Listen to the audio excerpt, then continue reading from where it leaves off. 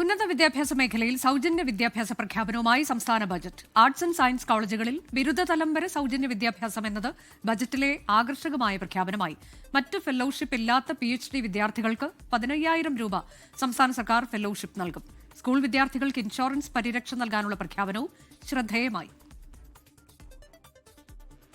സൗജന്യ വിദ്യാഭ്യാസം സ്കൂൾ തലത്തിൽ നിന്ന് കോളേജ് തലത്തിലേക്ക് ചരിത്രപരമായ പ്രഖ്യാപനമാണ് ധനമന്ത്രി KN ബാലഗോപാൽ നടത്തിയത്. നിലവിൽ 1 മുതൽ 12 വരെ ക്ലാസുകൾക്ക് ലഭിക്കുന്ന സൗജന്യ വിദ്യാഭ്യാസം ബിരുദ തലത്തിലേക്ക് കൂടി ഉയർത്തും. സർക്കാർ എയ്ഡഡ് കോളേജുകളിലെ ആർട്സ് ആൻഡ് സയൻസ് വിദ്യാർത്ഥികൾക്കാണ് പ്രയോജനം ലഭിക്കുന്നത്. കേരളത്തിലെ ഉന്നത വിദ്യാഭ്യാസ രംഗത്ത് ഒരു പുതിയ പദ്ധതി പ്രഖ്യാപിക്കുകയാണ്. ആർട്സ് ആൻഡ് സയൻസ് കോളേജുകളിൽ പഠിക്കുന്ന വിദ്യാർത്ഥികൾക്ക് ഡിഗ്രി വിദ്യാഭ്യാസം സൗജന്യമാക്കുകയാണ്. നിലവിൽ +2 വരെയുള്ള സൗജന്യ വിദ്യാഭ്യാസമാണ് സംസ്ഥാനത്തുണ്ടായിരുന്നത്. പൊതുവിദ്യാഭ്യാസ മേഖലയിലെ വിദ്യാർത്ഥികളുടെ സുരക്ഷയ്ക്ക് ഊന്നൽ നൽകുന്ന മറ്റൊരു സുപ്രധാന തീരുമാനവും ബജറ്റിലുണ്ടായി. 1-ാം ക്ലാസ് മുതൽ 12-ാം ക്ലാസ് വരെയുള്ള കുട്ടികൾക്ക് അപകട ലൈഫ് ഇൻഷുറൻസ് ഏർപ്പെടുത്തി. 15 കോടി രൂപയാണ് പദ്ധതിക്കായി മാറ്റിവെച്ചിട്ടുള്ളത്.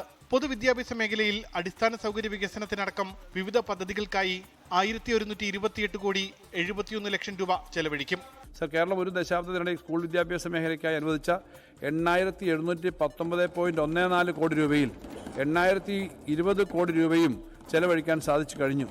ഈ നേട്ടങ്ങൾ നിലനിർത്തുന്ന നിലവാരം കൂടുതൽ മെച്ചപ്പെടുത്തുന്നതിനായി പിന്തുണാ പ്രവർത്തനങ്ങൾ തുടരുന്നതിന് 1,128.71 കോടി രൂപ വകയിരുത്തുന്നു.